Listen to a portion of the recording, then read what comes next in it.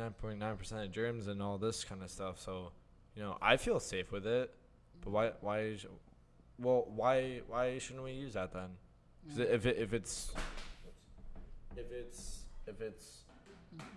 they if the com- if the people, the companies that make the commercials say it's safe, why can't we use it then? Right.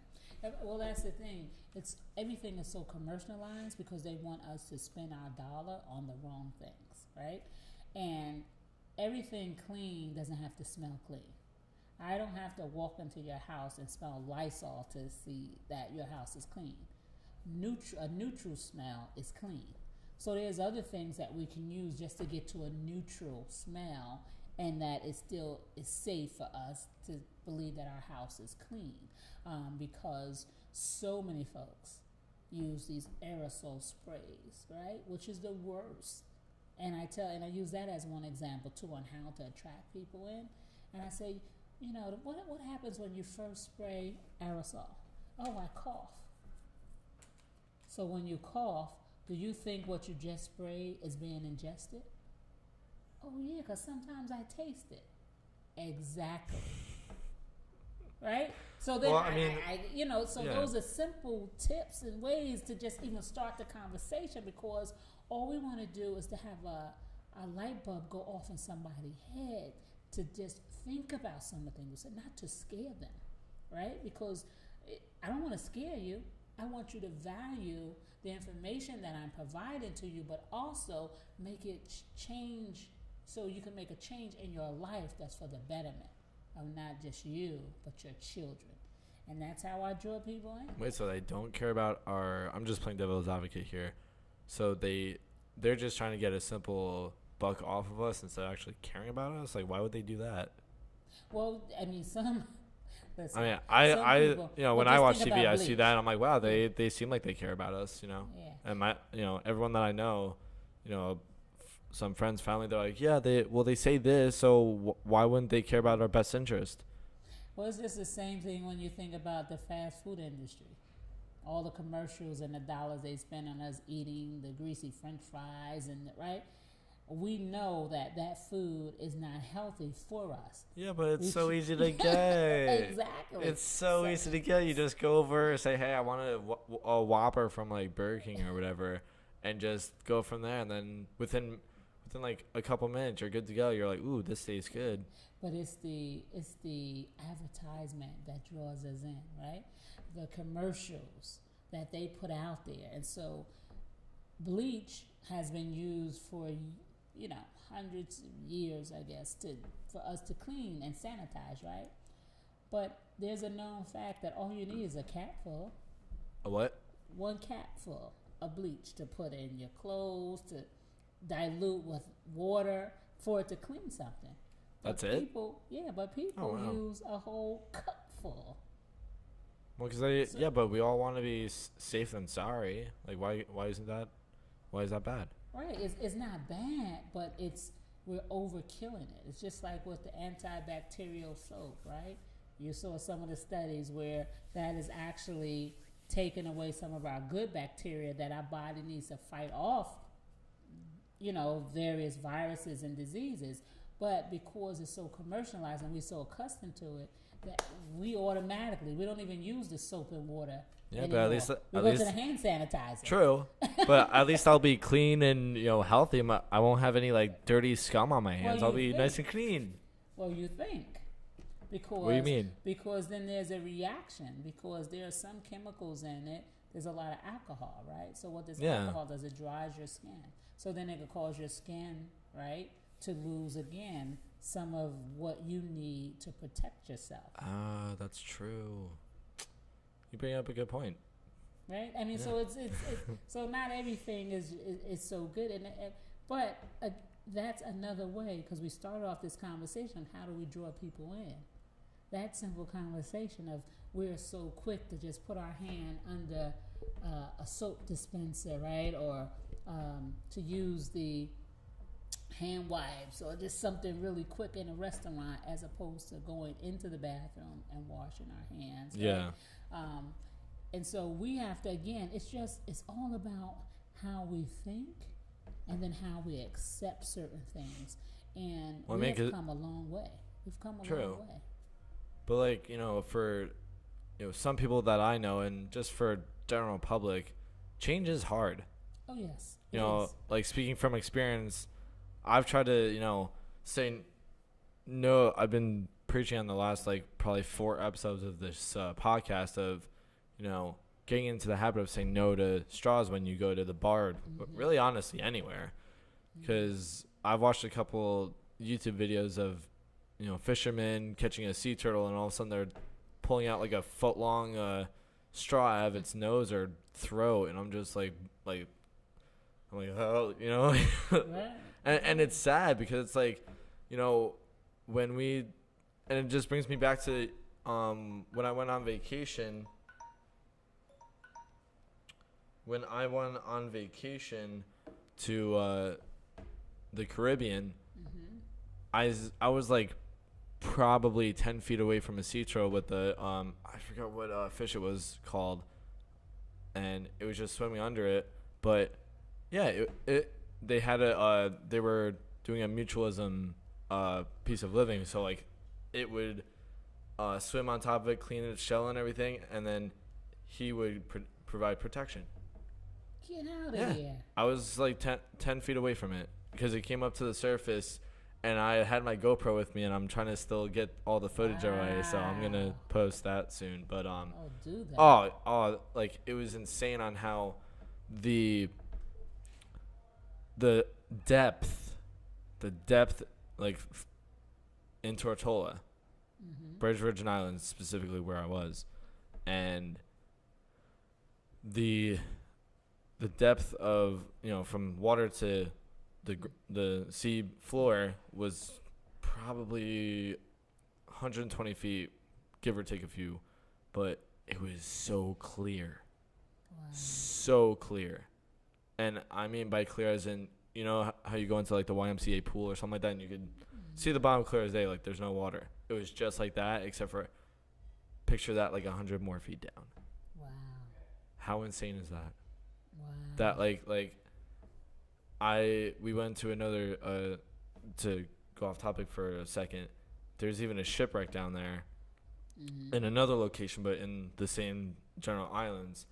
And I was snorkeling with another family member of mine, and I saw a few people that were scuba diving. I also saw a shark under me. But it was minding its own business. It was probably like, I want to say like 60 feet down. 60 feet down, it was just like, it was just swimming by itself, like not minding anyone's business, just cruising. And I saw it clear as day, and I'm just like, my face lit up, like, anyone else would be like, there's a shark, oh my God, let's go. But I was just like, but I honestly thought that feeling would come to me, and I'm just like, that's so incredible. It's just a sea creature, we're creatures, it's a creature, like, it was unreal. The vacation was unreal. And I definitely recommend anyone to go on to, I'm not sponsored by this, by the way, but I'm just promoting them because they hooked us up a lot after they got hit with the Hurricane Irma. Yeah, Irma, I want to say. And they hooked us up. It was Voyage Charters. Oh, okay. 52-foot catamaran, and it was 2 families that I was with, and it was unreal. Wow. We literally, because our 2 families are very much into sailing, we steered the whole entire boat ourselves, did the whole entire thing by ourselves. No cruise ship, no captain, whatever. It was just us and the islands. It was incredible. And now, sounds like you had a wonderful time. Let's just say I was depressed for like 2 days when I came back. But to see the difference. oh right? my god. And it's all one ecosystem. It is. But to see the difference between there and then when you come back, you're like, what are we doing here? Exactly. Because for example, like even going back to the whole water and air quality, it's like when you say you go down to the Raritan Bay, or even where I'm from is Barnegat Bay, there's hardly any more fish in there for the record, but the water, you can't even see like 3 inches down. Right. It just all is black. Mm-hmm.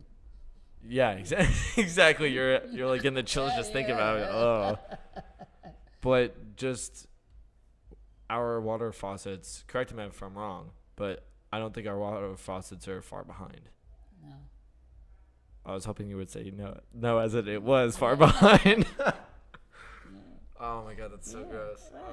Right. I mean, and that's the thing. We have to adapt to our environment based on where we have to adapt to our environment based on where we are, right? Mm-hmm. And so even when you live on the island, you're around all this water, but it's salt water, right? It is. So they have to learn because some of those islands don't get enough rain, right? So they have different, like in Bermuda. I love traveling in Bermuda. They have limestone on their on their roof. That's a natural purifier of the rain. Really? And then it goes into a cistern, right? Because they can. Got a rain barrel, anyone? Yeah, right. Because what it does is they have to keep track of their water. Because again, you're They're around all of this ocean, but you can't drink from the ocean, right? And so it's similar when we're here. We have to know what region we live in, what we're accessible to, what works for us, so that we all can be better stewards down the line. Because again, it's only one earth, right? We have to live on this earth together collectively. And so, that's how I draw people in, to let them see how important it is to value not only our life, but this planet. And I always take people back to this one commercial when I was younger, and it was the American Indian on the side of the road. And the tears came down, and you got to look this up, this commercial. The tears was coming down the Indian face. And he was crying because people were just throwing trash into the streets and on the ground.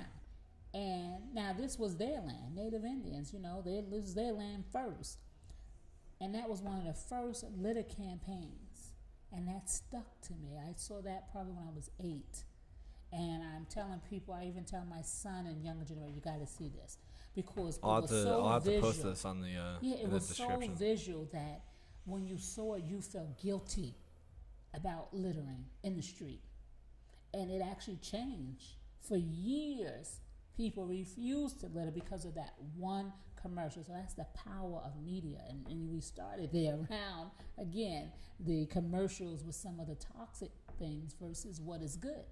If you don't have individuals putting out what is also good for you and good for the environment, the bad stuff will always win because they have the ability to market and to sell it to us. And so the best thing that we can do is become better stewards and then educate ourselves on why it's important for us to save this planet and for us to have healthy environments to raise our children, where our air is clean, our food is good to eat, right? And when you talk about water, a basic necessity that we must have, it has to be not flammable and free of lead. I totally agree. I'm like, yes, please. I totally, absolutely, 1000% agree. Yeah. So. That's insane. So, for if you don't mind going into it a little bit, what name a couple campaigns that you've done and what kind of when you did it, when it ended, and what you did, what your impact was. Well, one campaign that I started on is with the ports. We have a coalition for healthy ports, and we are concerned with the amount of trucks that come in and are polluting our community. So we're fighting to get the cleanest trucks at our ports. So 2007 and 2011 are some of the newest trucks that we have on the road. And one 2007 truck can take off 75 of the older trucks. Just that one truck, meaning the amount of pollution that is in 75 of the dirty trucks from 2006 on. One 2007 or one 2011 trucks is the equivalent of 75 dirty trucks. So that means that I'm sorry, 75? Yes. As in 75, not like 17 trucks? 75. Damn. So that means that overnight, because we're not against the That growth just gave me of chills. our port, right? We're not against the growth of our port. Jeez, The that's port insane. of Newark is the economic engine for the region, but it's the death zone for Newark, Elizabeth, Jersey City, right? Because of all the pollution. So we're saying, yes, let our port grow, but let it grow in a way that now you have electrification.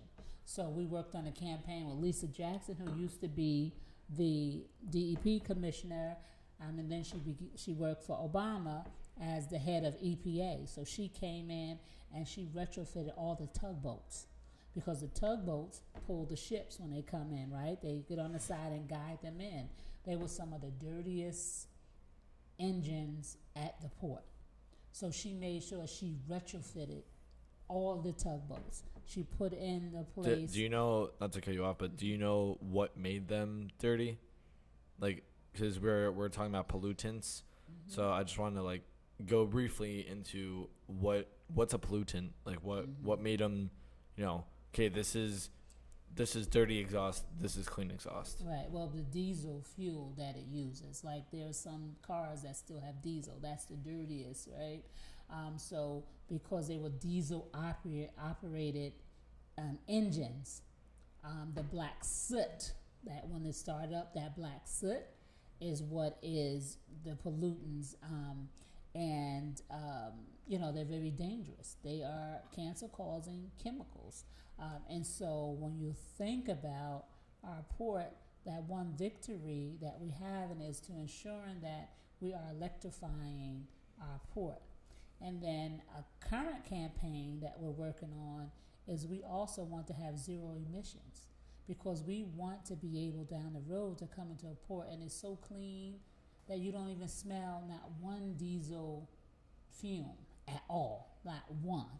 So that means from our rail to our boats to our ships to the trucks, we want zero emission zones. And we also want that within our community to say, hey, if you want to do business in this region, then you have to have the 2007 or 2011 cleaner trucks to actually be permitted on the streets in Newark, on the streets in Elizabeth, on the streets in Jersey City, because these are the communities, again, who are the frontline communities who take on the brunt of that pollution first. Yeah. So that is my second campaign. And then I talked about this briefly. I'm working with the city of Newark around educating folks about the lead in the drinking water. You know that lead, we hear a lot about the lead paint chips and lead dust, because that is more, the toxicity from the chips is more, it's Yeah, but didn't we stop using the lead chips in the pipes and stuff like that? Or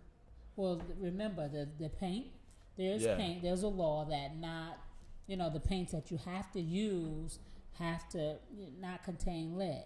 But you have older homes, and not all of them, right? Okay. Because they painted over them, but if they didn't, scrape it properly, when it begins to peel, then there's lead in it, right? So there's still homes, believe it or not, that have high levels of lead, and children are exposed to them. Also, we have just lead in our grounds, right?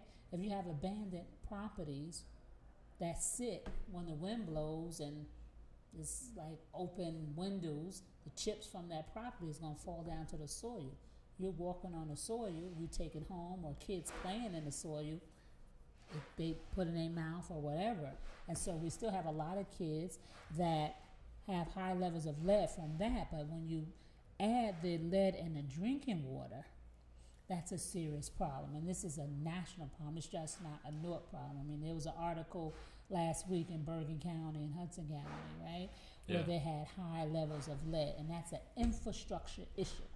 So I am working with the city of Newark to educate about 18,000 homeowners about lead service replacement lines.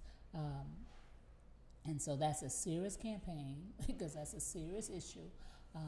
And then we are kind of tagging our CSO, combined sewer overflow, because in Newark and 22 other municipalities in the state of New Jersey, you have a sewer system that combines your portable water with also your treatment. So that's what is called a combined sewer overflow. So you have lines that kind of come together and connect your sewer with your portable water. And so we're fighting to make sure that we separate those two lines, change the infrastructure, because when it floods in these communities, the affluent is on the streets. Yeah. Right? No, absolutely. And so that's not good. People walking through that, all kind of germs and contaminants. And so that is another more recent campaign that we've had. But, you know, we've had some great victories. When you think about renewable energy, RGGI is now Regional Greenhouse Gas Initiative that Governor Murphy is now, he's putting the state of New Jersey back in. That gives us the ability to ensure that we have clean energy sources, right? Real renewable energy sources in the state. Wind power, solar power, you know, solar farms, things of those things like that kind of really help, as opposed to nuclear energy. And so we've had victories with our governor in terms of really coming up with a plan for clean energy in this state. Also, you guys are actually coming up with solutions to this problem. Yes. That's awesome. Yes. That's awesome. That's amazing. Yeah. I love it. So, granted, you know, you could come up with all these solutions in the world, but one thing I wanted to actually ask you was, obviously, you know, you guys are coming up with solutions and everything, but you can come up with a solution for it, but who's enforcing it exactly? Well, it depends. Well, because you know what I'm saying, because you could have all these solutions, but until you actually like execute it, it's almost like you don't even have a solution. Right, and that's why it's so important, and I want to shout out to our door-to-door canvassing team, of which you was a part of. It's so important to have our canvassing team that actually goes door-to-door and educate the constituent and the resident, because there are certain things that must happen on a local level where you have to hold your mayor and your council representation accountable to local ordinances and laws on the books. Oh, absolutely. Right? And then there are times where now you got to get your state senator or your state assembly person, you got to hold them accountable, and then on a federal level, your congressional and federal senators. And so, but it starts with education and understanding what is happening, or what is the real viable solution for your respective community. And that's why we started off with environmental justice. You have to have, and I talked about a seat at the table, you have to have people that know what is good for their community to speak about what works in their community. And then, because now they represent their city, so now they have the ability for their local mayor, their council president, their councilman to have a real dialogue with them to say, hey, okay, this is the problem that you see, yes. And it's all about votes, right? Unfortunately, that's what, elected officials, they rely on votes from their constituency. And so if we now educate the residents about the importance of these environmental initiatives that we're talking about, now that becomes power. And now you can begin to create and establish local ordinances to change certain things. Like we talked about rain barrels. All municipalities should be giving out rain barrels just like they give out a recycled can to residents. Yeah. Or trash can, let alone. Right? They should be doing that. Absolutely. But what do you need? You need a local ordinance. You need people to talk about it. Right? Yeah. If we say we need solar, we want community solar in our community that benefits the residents so that we are not paying high electric bills. Let's talk to our elected officials about that. How can we get this? Right? These things are possible, but it all starts with understanding what the issue is And then understanding your power, because the power is vested in the people. And that's why I also said we need those environmental champions who now, because we need our legislators to what? Enforce, right? Enforce the law. But the voices of the people is what dictates what kind of laws these elected officials will then enact. And so Clean Water Action is a 501c3 and C4. So we have the ability to lobby in Trenton and in DC for the right kind of laws that we need on the books.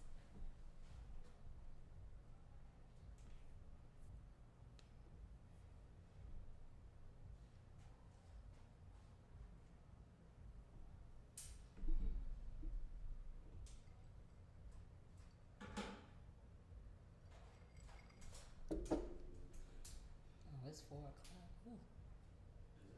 Yeah, we got.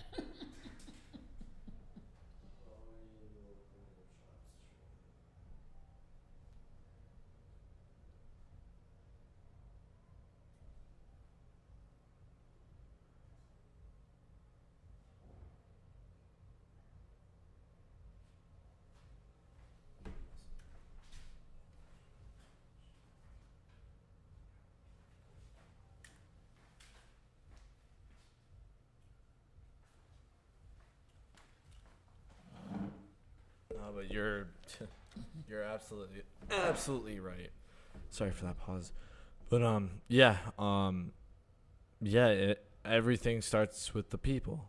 And the one thing I never understood was that, I mean, I understand it. However, I get upset about it. And what I get upset about is the fact that, because I've talked to countless people about what you just said about canvassing and talking to people, educating them. And it stinks when you don't have time to do it, because obviously everyone has their own schedules going through and whatnot. Convenience, and also just like the knowledge on how to get involved, how to make a difference even for yourself. And I just, like, for example, for me, I didn't know how to get involved with my town until a couple months ago. I actually discussed it on, I believe, my last show, was that, you know, I wasn't liking how there were, in Tom's River, there's probably like 4 plus or minus a couple lots that just got cleared for housing development, commercial development. And I'm just like, me personally, I'm like, why is my town clearing all this stuff out just to make more houses or make more businesses? And granted, I don't mind if, you know, you use other plots that have already been developed, but they're just vacant, nothing's going on with them. If you redo it and, you know, it's already been established, instead of clearing out more land and almost starting from scratch. I'm just like, why would you do that? Just, you know, I guarantee there's already a bunch of business complexes that are, you know, filled with, you know, there's always places that are like, oh, open for lease, or, you know, space for rent or whatever, you know. So I figured out, I did some research, and that's one thing that, you know, a lot of especially I would say more of my generation doesn't know how to do. So get on your asses, millennials. But no, in all seriousness, like doing the research on how to get involved. But it's not going to come to you. That's what I've learned in the last years. You know, I was like, oh, you know, I was complaining about like so many things. I'm like, oh, why isn't this way, or why do we have to do this? And, you know, after a while, I'm just like, you know what? I'm just bitching about all this stuff and not doing anything about it. So I'm like, you know what? I'm actually going to do something about it, or else my voice isn't going to be heard.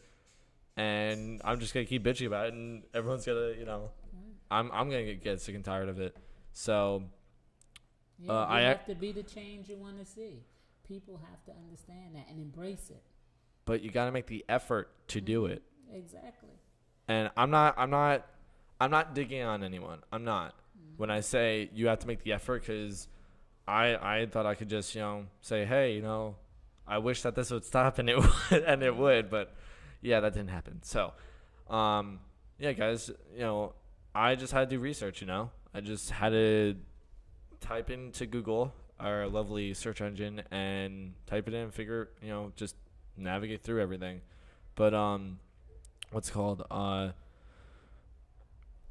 One other thing I wanted to ask is, you were saying on empowerment, everyone feeling like they could, their voice was heard. Because I've talked to a lot of people, and a good amount of people that say, oh well, I've written so many letters to this congressman or this senator or local official, and nothing happened. So my question to you is, yeah, some people may have already took some of those first steps to actually voice their opinion, but they're only one person. Right. So what would, I guess, what would make more sense to do, as in, what I'm saying, like. Well, I'm a strong believer in one person can make a difference, because it takes one voice. When I began talking about environmental change in the city of Newark and environmental justice, when nobody else was talking about it, I just kept talking about it. And then through me bringing it up at council meetings, bringing it up in different community meetings, more people wanted to hear about, well, what is going on? And then to, again, as I mentioned, have an environmental commission established when Corey was then the mayor, and now having our mayor Roswell Rocker carry on that tradition. Now you have a place for people to bring environmental issues to, because that's also, again, there's so many disconnects in that environment. Because remember, I talked about, if you don't have environmental champions in your community, the environmental issues won't resonate. Right? It's just like anything. In order for change to happen, you have to have people continually being vigilant and talking up what the injustice is, so you can get justice. And so I still believe that, it's a quote that if it's to be, it's up to me. So people have to internalize what it is that they want to do. They have to relate it back to them. And then get it back. And just like what you're doing now, this media, somebody has a knack to now have a conversation through a show. I told folks, you like to do TV shows, talk shows, talk about the environment, invite me. So you have to kind of now invade certain spaces where you didn't think there was some intersectionality, because environment intersects a lot of things. And so I had to force it into the educational space, right? That's an intersection.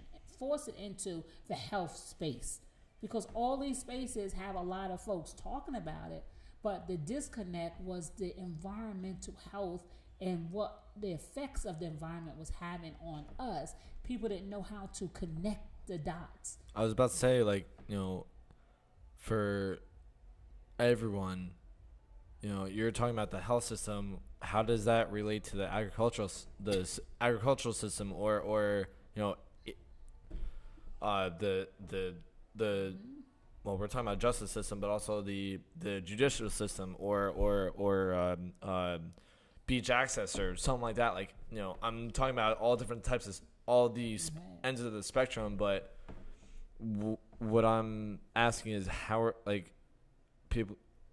they connected? You're saying everything is so intersectional and somehow connected. Yeah, it's all connected because, again, there's one earth. We breathe the same air. We drink the same water, right? We use our waste goes through our toilets, so the whole infrastructure is all connected. But it's how you talk about those connections to the people to get them to say, okay, I can now talk about the environmental issues as I'm talking about these other issues. So in my city in Newark, and like so many others, community gardens has sprung up in the last several years, right? Because certain environments had food deserts.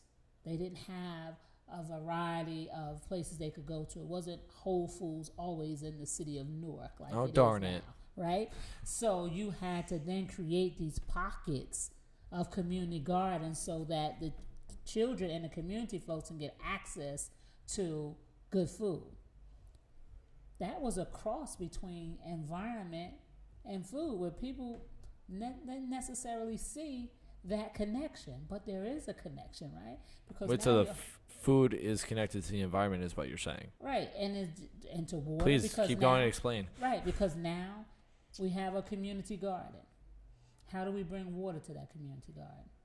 Yeah, right? how? Because if it's a vacant lot, not necessarily there's water. So we had to be able to then now bring cisterns, use a neighbor's roof. You said rain. You said rain systems. Yeah, cisterns.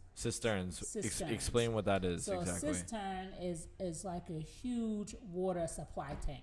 Oh, okay. That they will store the water in. So now you have. So you water. have this big like water tank, like you said, but there's an into it and then an out of it. Right. Okay. And so you would either have to use a neighbor's a roof, to have the water drain when it rains into the cistern, or the fire department will have to help you hook up to the fire hydrant or something. Fire hydrant to bring water. So now you had to have conversations with environmentalists about, okay, how can I even bring water? Because this was it was a house here. Yeah. Well, I was about to ask you like, how? Yeah, but we're talking about we have a lot of dirty air. And the whole water, if you're familiar with the water cycle, which I hope you are because at elementary school, the water cycle is, evaporation, condensation, precipitation, and then, pretty much circulate back into it. Mm-hmm. But what you're saying is that rain would come down, hit your house, go into the gutters, and then go right into the barrels. Mm-hmm. That's dirty, isn't it? Well, you also have to know that our land has a way of purifying, right? And so you have but the building's not from land though. No, it sits on land. Or do you have a filtration system? Well, no. That some people do, but no, because you have the water that comes out of cistern and to the garden, right? Now, the garden, through the dirt and different plants that you have, are natural cleansers, right? You have certain kind of plants you can grow that remove lead from the soil, right? Wait, say that one part again. There are certain plants that you can grow in your community garden that removes the lead from the soil. Because really? Yes. That's cool. Right. And so it's just, again, it's a large ecosystem that learns how to work with each other. And so the community gardens now become a space where it was a contaminated space. And if the land was so contaminated, first of all, you use raised beds. So you not actually in the ground if the ground was so contaminated, right? You have a raised bed where now you put in clean dirt, right? And you plant the food into the raised beds, and you create a community garden, but the water is still clean because it's the dirt and the natural cycle of the ecosystem. See, some folks think that it would not be good drinking water, but it is. It's healthy for the plants. It's just like if it rains, right, onto a tree, right? Our trees are our natural buffers to clean the air, right? So there is a known correlation between where there's greenery, right? There's less toxins in the air because what? The leaves act as a natural buffer. Same things can happen to the reverse when you have community gardens and you are building on this land that was sitting idle. Now, because you are purifying the land and putting more nutrients into the soil, and you're creating all kinds of different plants, and I mean it's amazing. One of our community gardens became like a holistic garden where people go there to get herbs because he began to plant certain things that we're helping. Right. We're growing. That was growing, and that was also now purifying the land that it sits on. I mean, I'll be damned. it's an awesome kind of thing. And I tell people this, but gardeners don't consider themselves as environmentalists per se, right? Because they say, I am so sorry for this profanity that's about to happen, but bullshit. right? They don't necessarily. I'm sorry, but farmers, you guys, we have to give a big shout out to all farmers around. You guys produce the whole entire produce and markets. Right. So keep doing you. Right. And the farmers, that is something they have been conditioned to. But a community gardener, they don't. Again, I'm just on this block. I just have this block of land. I wanted to have fresh vegetables and fruits for the community. So they wanted to do a good, but then now you got to understand, hey, you're part of a larger ecosystem, right? And now you're becoming an environmentalist, right? Yeah. So they, again, all these disconnects, and this is why I started there and I'm going to end there, right? It's a lot of disconnects when you begin to talk about our environment, the air we breathe, the water we drink, and the food we eat. And folks have to come together and understand that we are all collectively, it's one environment. You can't separate the community gardeners. I mean, it's from not like the we could like farmers split from- Earth in half and live off of that. Right. I mean, unless we can, then please correct me if I'm wrong. No, but people think that, my environment is just so far removed from where I am. And that when you begin to talk about air quality, It doesn't Why have to does do that- with them. you understand when why are you talking to me about that? Well, what? Really quick though, because this is going through my head like repeatedly, and just my head's like, say it. So I really wanted to stress, kind of connect the dots right here, a few dots. So you were saying on how we have to, like, empowerment is, we make a change one person at a time, Yes. correct? Yes. So you're saying that, and then also you're also saying that people are like an ecosystem, because you said one phrase that I'm not sure if anyone else caught on to, but you were saying we're all interconnected. We're all it was like you were saying how we have to come together. Mm-hmm. We have to come together because there's no, my community is not that much separated from your community, right? Because there's Yeah. no barriers in the sky. And so when I look at it from an trained organizer perspective and environmental justice organizer, I want justice across the state and across this country, right? Across everything? I want it, right, because if I want it in my backyard, I don't want to remove the toxics and the contamination that's in my backyard and come bring it to you in Tom's River. No, I want it removed because Like, period. yeah, because Yeah. history shows you that they will come into and they'll say not in my backyard, NIMRI, right? They don't want to put the polluting facilities in Tom's River, but they'll come bring it in Newark, right, or where we are in Yeah. Cranford, right? But no, what we want to do is remove them from everywhere. Right? From Yeah. everywhere. And you're not going to be able to do that if you don't connect the dots and stop letting people think that our environment have these separate silos and we are disconnected. Yeah. No, we're not disconnected, and everything that we do, we have to do together. And so this is where I kind of briefly touched upon the intersectionality of the environment and everybody's quality of life, because the things that we're basically talking about is what? Quality of life issues. Yeah, Which pretty will much. resonate Yeah. with elected officials, right? Yeah. It's a quality of life. If I can't appreciate my neighborhood because it's dirty, I can't appreciate my neighborhood because the air I'm breathing is toxic, I can't appreciate my home that I'm paying a lot of taxes on because my water it has lead in it. Look, these Say you should be able to pay for what you're getting. Well, you know what I'm saying? Because we're gonna bring it to like the whole financial perspective. Mm-hmm. You have your bills to pay for your house. You got your water bill, electric, landscaping, all that kind of stuff. Mm-hmm. House, not to mention house taxes, or property taxes rather. But you're paying all this money, and then all of a sudden it's like,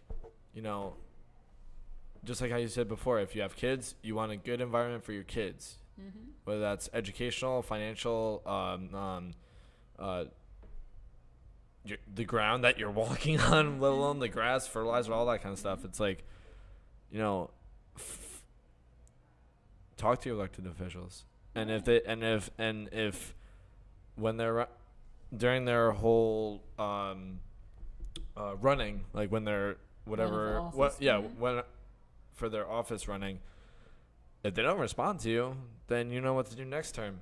Don't vote for them. Right. Or run somebody who cares about the environment. Exactly. So now you have a voice, you have a leader on I that mean, school who do you board, think on they're? that council. I mean, yeah, because like if you think about it, like they're trying to get our votes, meaning the common man. So don't vote for them if you don't like them. And obviously, yeah, it's easier said than done because, and I say it because, you know, they may stand for something that you are totally passionate about, you totally agree with all the 9 yards, and then all of a sudden part of them is like, oh, I like this, I'm standing for this, and you're like, oh, screw that, you know? So, I mean. And that's why you got to connect it. Because if you like their educational stand, then now include the environment in that educational platform. Because you say simply, you know, the number one reason that students are absent from school is because of asthma. And you know, asthma is linked to air pollution. Like you can always turn it around and add any element of what we talked about in any part of an agenda of somebody's running for office. From their economic standpoint, from their educational standpoint, from quality of life, from development, right? That sounds like sustainability right there, if you ask me. Exactly. That's where we started, and Light that's where bulb. you can finish, right? Exactly. You have to come up with measures that you can sustain your community, you can sustain the quality of life that you're accustomed to living, right? Yeah. And you can sustain what is important to people. You know, it's not just terminology that people throw out because they think it's good to hear. Or it sounds good, sounds intelligent or anything like that. You know, it's like, I'm just the be real. I'm the green czar. I'm this, I'm that. Well, be real with who you're trying to, you know, win over for an election. This goes for you candidates that are running for president, senate, whatever slot you're going for. But my point is that me and Kim are talking about empowerment. We're talking about being knowledgeable on what, you know, everything's connected. So just do a little bit of research when you have the spare time, because I'm sure that everyone has, you know, schedules that are filled up to the wazoo. But just take a second. You know, we're on our phones literally like all the freaking time, or even have your kids do it because they're on their phones like every freaking minute. I know I am. But instead of just checking Facebook's or Instagram or Twitter, just, you know, and just scrolling through Instagram, just seeing what other people are doing. Say, hey, can you check this out for me? And tell them to look whatever up. Because that'll also teach your kids how to look things up. Because they're also, you know, kind of mirroring you in a way. You know what I'm saying? So it's like and it's a small habit. That's one habit that you can break from them. Because then all of a sudden they'll be like, oh, wow, this is how I look this up. And that'll open a whole crap load of more doors. Right. Or something in what you're doing, and I appreciate you having me here. Oh, just thank you so much for being on the show. People to come out and have a drink. Hell yeah. And talk about sustainability, right? Because it starts there. It all starts with the right kind of dialogue.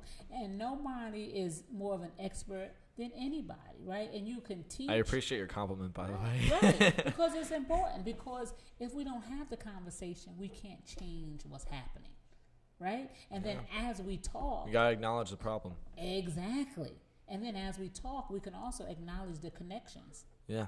Right. Exactly. And now we can critically sit down and think about some real solutions to save our lives and to make our cities more sustainable. So I think, you know, even though we've kind of went around in a circle, we've covered a lot of topics, but I do think that it is so important to have the conversation, to get people to see that we have more things in common than things that we don't have in common, and Yeah. that my health and your health should be respected. My quality of life and your quality of life should be respected, and that there is one Earth, right? And we have to There's be no better planet B. stewards. We have to be better stewards, and the only way we can do it is if we all come together to solve the problem. So I do want to thank you, Ted, for allowing me to have Oh. this conversation. No, of course. I'm so happy that you came over, because I know you had your schedule this morning. So, and then you're like, yeah, I can pencil you in really quick. I'm like, sweet, yes. But well, because And thank you for being flexible. of course. Right. No, like honestly, like this, I'm just so happy that you made it, because I was also trying to get in touch with you because you're a very, very, very busy woman. So like I said, I appreciate the fact that you got back to me, and here we are now. Yeah. So, but we could always have you back on the show, because there's Yes. so many other topics we could go over too, Yes. and relate it back to the everyday man. Right, and then even come up with a series or something to say, once a month we're going to talk about this, and then people can call in and you send you. Well, yeah. So whatever.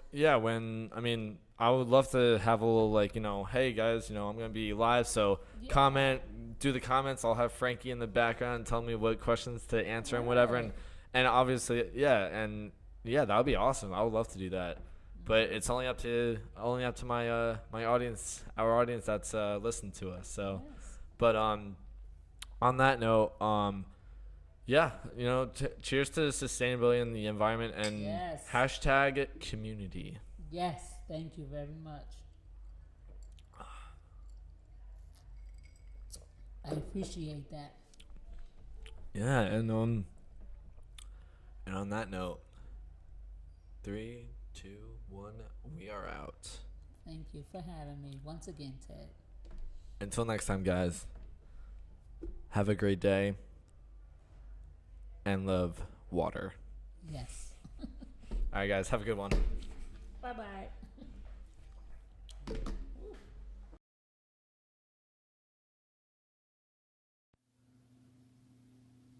Warning: as you watch the show, be sure to clink at your own risk. Drinks may not appear the way that they seem.